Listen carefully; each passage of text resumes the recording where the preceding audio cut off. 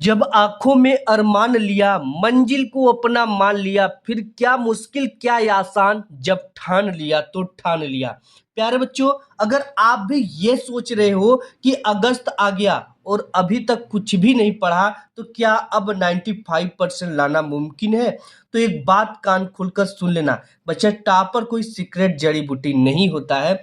जो छात्र अगस्त से शुरुआत करके 95% फोड़ते हैं, वो दिन रात 18 घंटे नहीं पढ़ते हैं। वो एक ऐसा स्मार्ट सिस्टिंग डे हैक अपनाते जिससे कम समय में पूरे सिलेबस मुट्ठी में आ जाता है। आज की इस वीडियो में मैं आपको बिना किसी बकवास के अगस्त से पढ़कर 90% लाने का सबसे आसान वो 100% working step by step formula बताने वाला हूं। क्योंकि याद रखना बच्चा कि जब आंखों में अरमान लिया और मंजिल को अपना मान लिया, फिर क्या मुश्किल क्या आसान, जब ठान लिया तो ठान लिया। स्टूडेंट, अभी तक आप कुछ भी नहीं पढ़े हो और अगस्त से शुरुआत कर कर और आपका सपना है कि बोर्ड एग्जाम में 95% लाने का, तो मैं कहता हूं कि इस वीडियो को अंत तक जरूर देख लेना। आप जो सपना सजा के चले हो ना 95% का, वो सपना मैं पूरा कराऊंगा। बस आज की इस वीडियो को सिर्फ 4 से 5 काम बताने वाला हूं और ये काम अभी से करते हो तो गारंटी के साथ बोलता हूं, इससे पहले आप क्या पढ़े हो या क्या नहीं पढ़े हो ये मैटर नहीं करता है। लेकिन अगर आज की इस वीडियो को देखने के बाद जो स्ट्रेटजी मैं आपको बताने वाला हूं, उस तरीके से आप पढ़ाई करके आज से शुरू कर देते हो, तो गारंटी के साथ कहता हूं कि आपको बोर्ड एग्जाम में 95% लाने से कोई भी नहीं रोक सकता है। ठीक है बच्चा, इसलिए मुझे पता है, मेरा खुद 95% आया, इसलिए मुझे पता है कि बोर्ड एग्जाम में किस चीज को कैसे हैंडल करना है। एक बहुत इंपॉर्टेंट स्ट्रेटेजी देने वाला हूं जो कि अभी तक आपको किसी ने नहीं बताया, और सिर्फ इस स्ट्रेटेजी को 60 दिन तक आप फॉलो कर लो, आपका नाम भी ना 60 डेज यूपी बोर्ड के टॉपरों में गिना जाने लगेगा। आप कहोगे कि सर ये सब पॉसिबल है? 100% पॉसिबल है। जो तरीका मैं बताऊंगा ये तरीका टॉपर अपनाते हैं और 2 महीने में आप टॉपर बन सकते हो। देखिए, यहाँ पर बोर्ड परीक्षा 2027 का सही टाइम टेबल अपनाना है आपको, और क्या करना है आज की इस वीडियो में हम देखेंगे। सबसे पहले बच्चा की बोर्ड परीक्षा आपके सामने 2027 है प्यारे बच्चों। ठीक है, का सफर सिर्फ नंबर लाने की रेस नहीं है, बल्कि खुद को साबित करने का एक सुनहरा मौका आपको मिला है। ये मौका सभी को मिलता है और आपको भी मिला है, तो इस मौके का पूरा फायदा कैसे उठाना है। प्यारे बच्चों, अगर आप भी 10वीं और 12वीं यूपी बोर्ड में हो और आपके दिल में भी 95% लाने का आग जल चुका है, ठीक है, स्कोर की आग जल रही है, तो आज से बहाने बनाना बंद कर दीजिए। आइए एक ऐसी अचूक रणनीति और धमाकेदार टाइम टेबल के साथ साधारण छात्र भी बोर्ड का टॉपर बन सकता है, जो तरीका मैं आज की इस वीडियो में आपको बताने वाला हूँ। सबसे मेन चीज जो है 95% लाने की ब्रह्मास्त्र रणनीति स्ट्रेटेजी। देखिए, मेहनत तो एक लेबर भी करता है और मेहनत एक पढ़ा लिखा व्यक्ति भी करता है। ठीक है, वो शारीरिक मेहनत करता है, वो स्मार्ट तरीके से मेहनत नहीं करता है, लेकिन जो स्मार्ट तरीका ये थोड़ा सा लगा है ना, वो सभी भीड़ को जो है लात मारते हुए आगे निकल जाएगा। देखिए, सिलेबस की पकड़ आपको होनी चाहिए। सबसे मेन चीज, अगर हम किसी से युद्ध करने जा रहे हैं बच्चा, तो युद्ध के बारे में, उस दुश्मन के बारे में पता होना चाहिए कि उसकी बात कितनी सेना है, कौन कौन से हथियार है, और वो कहाँ कहाँ से मौके का फायदा उठाकर हम पे वार कर सकता है। जब तक ये चीजें नहीं पता होगी, तब तक अगर हम युद्ध करेंगे ना, तो हमेशा हार जाएंगे उस युद्ध को। हमेशा क्या हो जाएंगे? उस युद्ध को ही हार जाएंगे। तो सबसे पहले यूपी बोर्ड द्वारा जारी नए पाठ्यक्रम सिलेबस को और ब्लूप्रिंट, जिसे प्रैक्टिस पेपर मॉडल पेपर कहते हैं, इसे समझना बेहद इंपॉर्टेंट है। और हर विषय में जाने कि कौन सा चैप्टर कितने नंबर का, ये चीजें मैंने ऑलरेडी बता चुका हूं कि कौन सा चैप्टर आपके एग्जाम में कितने मार्क्स का आता है, और इन चैप्टर को आपको सबसे ज्यादा फोकस करना है। और जब भी फोकस आप करोगे, बड़ा ध्यान से इस वीडियो को देखना और एक लाइक कर देना प्यारे बच्चों। ठीक है, जो चीजें मैं बताऊंगा ना, ये आपकी लाइफ के लिए एक बहुत बड़ी चीज बताऊंगा। अगर आपने जैसे कि तीसरा चैप्टर पढ़ा, कौन सा चैप्टर पढ़ा? तीसरा चैप्टर पढ़ा और इसको बड़ा ध्यान से पढ़ना। स्कूल में अगर पढ़ रहे हो तो 100% इस पे फोकस होना चाहिए। और कोचिंग अगर आप सिर्फ ज्वाइन करते हो ना तो ये कोचिंग सिर्फ और सिर्फ कॉन्सेप्ट क्लियर करने के लिए करो, ठीक है। क्योंकि जो भी बच्चा टॉपर बनता है ना वो सेल्फ स्टडी से ही ज्यादा से ज्यादा बनता है। तो कोचिंग से क्या होना चाहिए, सिर्फ और सिर्फ आपके कंसेप्ट को क्लियर करने के लिए। और क्लास में 100% फोकस करिए, ताकि जो आपका वहां पे समय जा रहा है ना, घर आकर उस पर फोकस या उसे रिवीजन करने में ज्यादा समय ना देना पड़े। तो 3 चैप्टर अगर हम पढ़ेंगे तो इस 3 चैप्टर का, तीसरा चैप्टर का हम देखेंगे कि कौन कितने नंबर का ये चैप्टर है, एग्जाम में पूछेगा। और उससे रिलेटेड बोर्ड एग्जाम में कौन कौन से क्वेश्चन पूछे गए। अब कैसे पता चलेगा कि कौन सा क्वेश्चन उस चैप्टर से रिलेटेड बोर्ड एग्जाम में पूछे गए हैं। तो बच्चा इसके लिए आपको एक क्वेश्चन बैंक लेना है। क्या लेना है, एक क्वेश्चन बैंक लेना है। और क्वेश्चन बैंक से उस चैप्टर की ये चीजें देखना कि कितने मार्क्स का और कौन सा क्वेश्चन और किस टाइप से पूछा गया है, किस टाइप से पूछा गया है, ये भी इंपॉर्टेंट है, ठीक है। क्योंकि टाइप भी आपको पता होना चाहिए। पता चला कि एक क्वेश्चन तो हम लगा लेते हैं, लेकिन जिस टाइप से दे दिया इस टाइप से हम नहीं लगा पाते हैं। और एक चीज मैं बताऊंगा, बहुत इंपॉर्टेंट ये वीडियो है आपके लिए, ठीक है। एक सबसे इंपॉर्टेंट है बच्चा NCERT, ये आपके लिए भगवान है। NCERT आपका भगवान है। अब कहोगे कि सर ये भगवान कैसे हो गया NCERT। मैं आपको बता दूं कि यूपी बोर्ड पूरा का पूरा सिलेबस, ठीक है, पूरा का पूरा जो पेपर बनता है यूपी बोर्ड का वो NCERT से बनता है। किससे बनता है, NCERT से बनता है।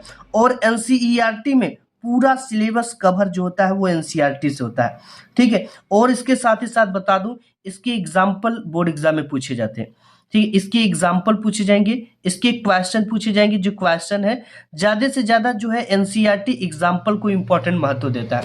इसलिए आपको पूरा का पूरा फोकस जो है अपने किस पे होना चाहिए, NCERT बुक पे होना चाहिए। क्योंकि ये पूरी की पूरी बोर्ड एग्जाम में कवर कर रहा है, NCERT पूरा तरीके से कवर कर रहा है। इसलिए आपको इसके अलावा और किसी भी प्रकाशन की अगर आप बुक पढ़ते हो तो आप अपने आप को धोखा दे रहे हो बच्चा। देखिए यूपी बोर्ड में अब NCERT पैटर्न पूरी तरह से लागू है। किताबों की हर लाइन, हर उदाहरण और हर अभ्यास प्रश्न को घोलकर आपको पी जाना है। कहोगे सर अब मेरे पास NCERT को पढ़ने का समय नहीं है, आप ये क्या बता रहे हो। तो बच्चा जो NCERT है अगर इसके पढ़ने का समय नहीं है तो NCERT बेस्ड क्वेश्चन बैंक आते हैं, ठीक है। ये क्वेश्चन बैंक आप ले लेना, क्वेश्चन बैंक जो कि पूरी की पूरी NCERT क्वेश्चन को सम्मिलित करता है, अपने आप में जो है समेटा हुआ है। और इससे क्या करिए, हर चैप्टर के प्रत्येक चैप्टर के इंपॉर्टेंट क्वेश्चन को पढ़िए, रिपीट करिए और एक अलग से नोट्स बनाइए। और अगर वो क्वेश्चन आपको समझ में नहीं आता कि यार इस क्वेश्चन की डेरिवेशन कैसे है, इस क्वेश्चन को कैसे याद करना है, तो आप उस क्वेश्चन को YouTube पे सर्च कर लेना, ठीक है। बहुत सारे वीडियोज आपको मिल जाएंगे और देश के अलग अलग जगह से आसान आसान शब्दों में समझाने वाले टीचर आपको मिल जाएंगे। यहाँ से उस टॉपिक को क्या कर लेना है, उस टॉपिक को सर्च कर लेना है। और ये जो टीचर आपको बताएंगे उसको अगर आपको समझ में आता है तो अपने नोट्स में उसे लिख लेना, उसे अपने नोट्स में लिख लेना। और ये नोट्स आपको एग्जाम के दिन बहुत काम आएंगे बच्चा, क्योंकि ये नोट्स आपके हाथों के द्वारा लिखी गई है और आपको बेहतर तरीके से समझ में आएगा और रिवीजन करने में आपको मजा आएगा, ठीक है। तो देखिए सबसे पहला कि अभ्यास प्रश्न को घोल कर पी जाइए, क्वेश्चन बैंक ले लीजिए। और सबसे इंपॉर्टेंट जो चीजें हैं यूपी बोर्ड में, चाहे किसी भी बोर्ड को ले लिया जाए, ठीक है, पिछले 5 सालों का पेपर जो है प्रीवियस ईयर क्वेश्चन पेपर 50 से लेकर 70% तक प्रीवियस ईयर पेपर को कवर करता है और केवल 20 से लेकर 30% ही नया क्वेश्चन ऐड होता है। तो परीक्षा में सफलता है तो 50% राज पिछले प्रश्न पत्रों और मॉडल पेपर को हल करने में छिपा है। इसमें आपको प्रश्नों को ट्रेंड और मार्किंग स्कीम का पता चलता है कि किस टाइप के क्वेश्चन बोर्ड एग्जाम में पूछे जाते हैं, कैसे पूछे जाते हैं और कितने मार्क्स का क्वेश्चन पूछा जाता है और उसके क्वेश्चन के आंसर कितना लिखना है। इसलिए मैं आपको प्रैक्टिस पेपर कराता हूं और इंपॉर्टेंट मॉडल पेपर कराता हूं। उसमें प्रीवियस ईयर के सबसे ज्यादा बार रिपीटेड क्वेश्चन सम्मिलित होते हैं, जिससे बच्चा आपको 95% कुछ पेपरों को हल करके आप ला सकते हैं। ठीक है, तो देखिए ये तो हो गया आपको कि प्रीवियस ईयर पेपर सॉल्व करने से आपको पूरी आइडिया लग जाए कि एग्जाम में किस तरह के क्वेश्चन पूछे जा रहे हैं, उसके पैटर्न क्या है, उसके टाइप क्या है, उस कितने नंबर का पूछा जा रहा है। और यहाँ पे सबसे इंपॉर्टेंट है लिखित अभ्यास। बच्चे ये जो लिखित अभ्यास है ना, ये सबसे ज्यादा आपको क्वेश्चन याद करने में मदद करता है। कोई भी क्वेश्चन आपको याद नहीं होता है ना, तो ये तरीका बहुत बेहतरीन है। आप उसे एक बार लिख लीजिए, एक बार पढ़िए, एक दूसरे बार लिखिए, तीसरे बार उसे एक बार याद करिए, चौथे बार में आपके दिलो दिमाग में छा जाएगा। अब यहाँ पर है सिर्फ पढ़ने से काम नहीं चलेगा, जो भी याद करे उसे लिखकर जरूर प्रैक्टिस करें। बोर्ड परीक्षा में सुंदर लिखावट, हैंडराइटिंग और सही फॉर्मेट भी आपको दूसरों से 5 से 10% अंक दिलाता। इसलिए बच्चा याद रखें, मेहनत इतनी खामोशी से करो कि आपकी सफलता शोर मचा दे। आपके जब फोटो जो है अखबारों में आएंगे तो उसकी कोई कीमत नहीं होती है। ठीक है, ये जो खुशी आपको महसूस होगा इसकी कोई कीमत नहीं होती बच्चा। इसलिए अभी अगर आप मेहनत करोगे तो आपकी सफलता आपको शोर मचा देगी, आपको किसी से कुछ कहने की जरूरत नहीं पड़ेगी। देखिए स्कूल और जो कोचिंग की सीमा है उसे सीमा में दे, यानी उस एक लिमिट में दे। ठीक है, ये इसलिए है, लिमिट वाला बात मैं इसलिए बोल रहा हूँ। देखिए स्कूल में टीचर जो भी पढ़ा रहे हैं वहां पे आपका 100% ध्यान दे, ताकि घर आकर दोबारा उस चैप्टर को समझने में ज्यादा समय न गंवाना पड़े। कोचिंग केवल उन्हीं विषयों की रखें जिनमें आपको सचमुच कठिनाई महसूस होती है। सभी विषय की कोचिंग के चक्कर में बिल्कुल भी ना पड़े, क्योंकि टॉपर की जो राज होती है वो मैं आपको बताऊंगा कि क्या होता है। ठीक है, टॉपर की बच्चा जो राज होती है वो एक बेहतरीन राज होती है। असली ताकत सेल्फ स्टडी है, यही टॉपर है। याद रखिए स्कूल और कोचिंग आपको रास्ता दिखाते हैं, लेकिन मंजिल तक आपको खुद अपनी सेल्फ स्टडी के दम पर पहुंचना है। दिन भर में कम से कम 5 से 6 घंटे की ठोस सेल्फ स्टडी बहुत जरूरी है, और ये परीक्षा में आपको बहुत महत्वपूर्ण योगदान देती है सेल्फ स्टडी। ठीक है, अब देखिए आपको एक टाइम टेबल की जरूरत पड़ेगी बच्चा, और इस टाइम टेबल को आप अपने जहाँ पे पढ़ते हो एक शांत और एकांत कमरे में चिपका लेना। ठीक है, देखिए इसमें है 2027 बोर्ड परीक्षा के लिए धमाकेदार वो डेली टाइम टेबल रूटीन क्या होना चाहिए आपको। बच्चा आपको समय जो है उठना है 5:30 से लेकर 6:30 AM तक आपको हर हाल में उठ जाना है, और आपको जब उठोगे तो आप 1.5 घंटे की आपको स्टडी करना है।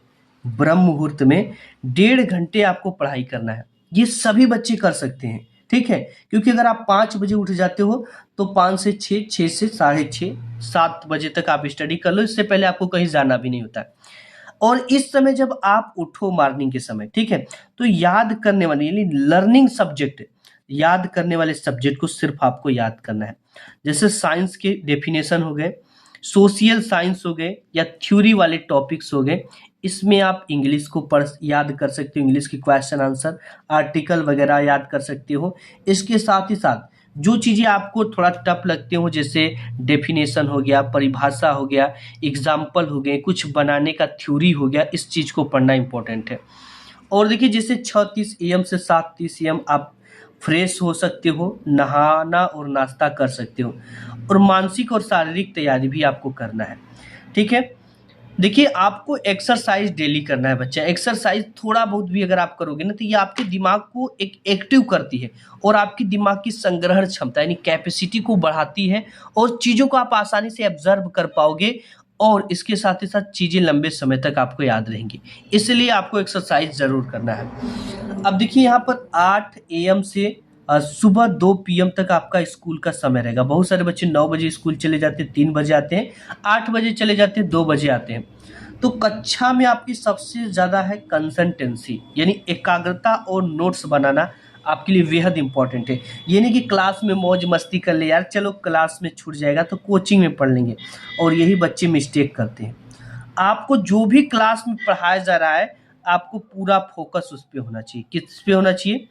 पूरा का पूरा जो है फोकस उसी जो टॉपिक पढ़ाई जा रही है उस पर होनी चाहिए।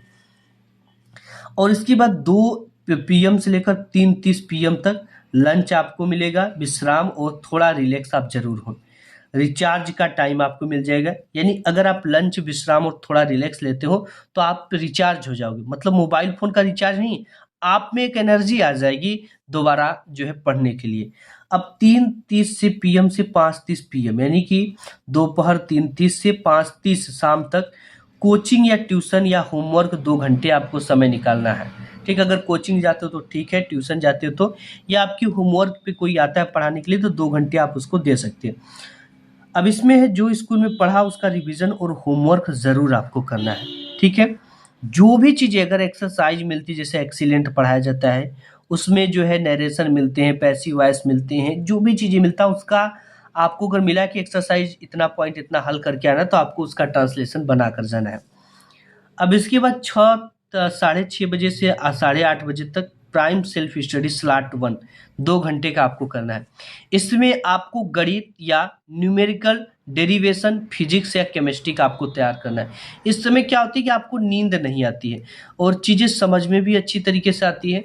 तो गणित वगैरह, मैथ्स या न्यूमेरिकल जो है, डेरिवेशन, फिजिक्स, केमिस्ट्री का, इसको आपको रात में पढ़ना है, इसलिए कि नींद नहीं आती। अब 8:30 से लेकर 9:15 तक आपको डिनर, परिवार के साथ आपको कुछ समय बिताना है। ऐसे में बहुत चीज़ें आपका रिलैक्स हो जाओगी, फिर से आप रिचार्जेबल हो जाओगे। हल्का भोजन और आराम करना है, ये नहीं कि बहुत ज़्यादा भोजन कर लें। देखिए, जब ज़्यादा भोजन कर लोगे तो आपको जब पचाने में एक एनर्जी उत्पन्न होती है जो कि आपके अंदर आलस से भर देती है और आपको नींद लगने लगती है। इसलिए हल्का भोजन करो, आपका सेहत भी सही रहेगा, तंदुरुस्त भी रहोगे, शरीर भी हल्का रहेगा। और इसके बाद प्राइम सेल्फ स्टडी स्लॉट 2 में 1.5 घंटे का, जिसमें आप 9:15 से लेकर 10:45 तक आप पढ़ाई कर सकते हो, जिसमें आपको भाषा विषय जैसे अंग्रेजी हो गया, हिंदी हो गया, संस्कृत और पिछले दिन का रिवीजन आप इसमें कर सकते हो। और नेक्स्ट टॉपिक पढ़ने के साथ साथ पीछे पढ़ी हुई टॉपिक का रिवीजन जरूर प्रत्येक दिन करें। अंतिम और सबसे जरूरी बात, मेरे सीरो 2027 की बोर्ड परीक्षा के यह सफर लंबा है, इसलिए निरंतरता यानी कंसिस्टेंसी सबसे बड़ा हथियार है। एक भी ऐसा दिन नहीं जाना चाहिए जिस दिन आपने बिना पढ़े बिस्तर पर कदम रखा हो। आपको अपने आप से वादा करना है कि मुझे डेली पढ़ना है और हर हाल में पढ़ना है। उठो जागो, तब तक मत रुको जब तक आपकी मार्कशीट पर 95% का सुनहरा आंकड़ा आपका नाम रोशन ना कर दे। बच्चे, आप कर सकते हो, आपके अंदर एनर्जी है, ऊर्जा है, जोश है, उमंग है, उत्साह है, लेकिन आपको बस शुरुआत करने की जरूरत है। वीडियो पसंद आए तो लाइक करना, अपने दोस्त यार में शेयर करना। मिलूंगा एक नेक्स्ट वीडियो में, तब तक के लिए धन्यवाद।